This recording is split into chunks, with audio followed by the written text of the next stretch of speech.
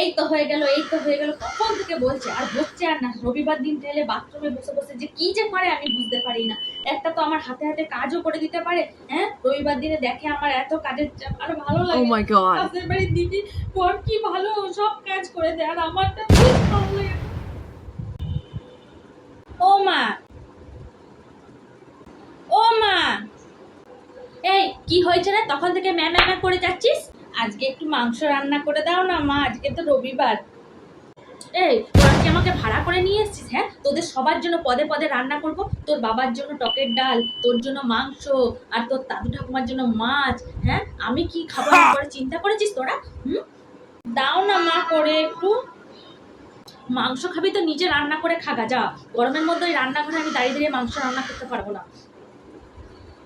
ভাল লাগে না, কিচ্ছু বললে কিচ্ছু করে দেয় না, ভাল লাগে না।